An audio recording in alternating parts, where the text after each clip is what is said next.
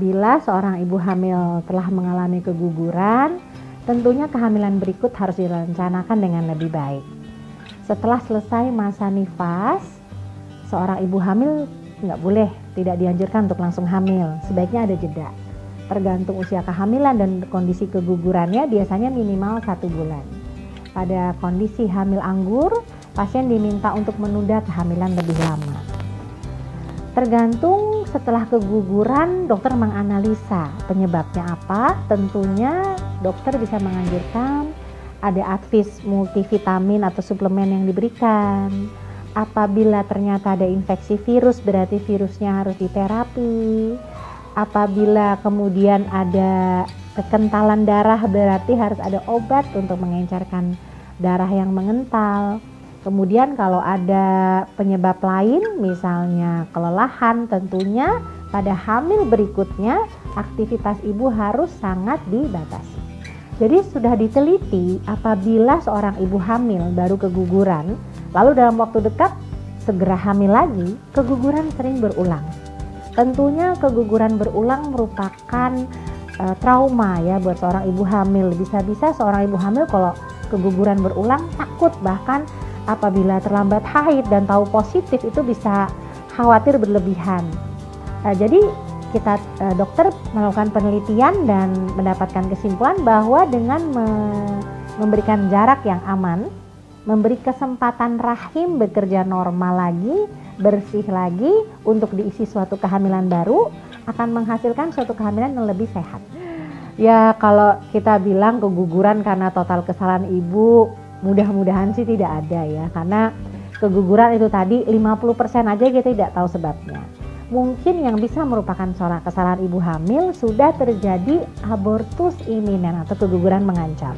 Dokter mengadvis harus istirahat baring 24 jam. Istirahat baring itu artinya hanya tiduran. Kalau perlu makan di tempat tidur ya kan, bahkan berkemih di tempat tidur, jadi harus pakai pispot.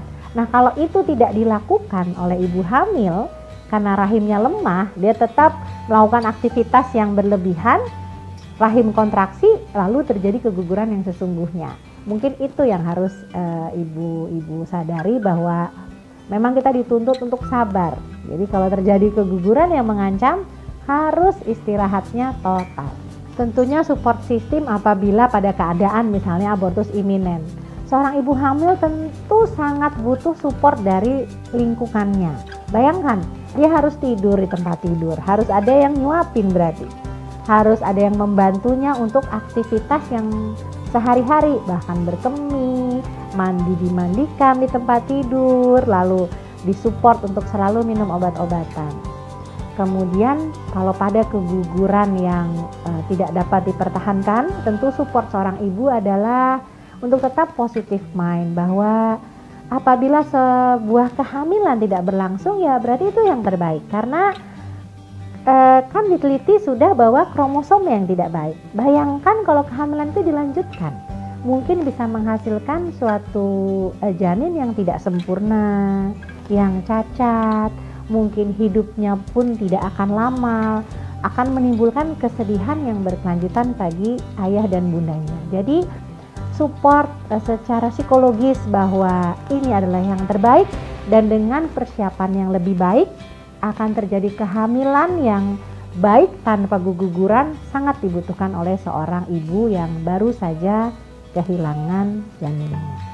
Apabila seorang ibu sudah siap untuk mengharapkan suatu kehamilan lagi pasca keguguran, tentunya kontrol ke dokter, memastikan penyebab keguguran sebelumnya, ada suplemen-suplemen yang harus diminum sama ibu hamil, dan tentunya ada hal-hal yang harus diusahakan agar darahnya tidak mengental, agar tidak ada infeksi, dan agar selama kehamilan aktivitas fisik yang harus dibatasi itu bisa dipatuhi dengan baik. Memang keguguran merupakan suatu kejadian yang menyedihkan, tapi itu bukan akhir segalanya, bahwa dengan mengetahui penyebabnya, mengetahui cara mencegahnya, dan mempersiapkan suatu kehamilan yang lebih sehat bisa mencegah terjadinya keguguran.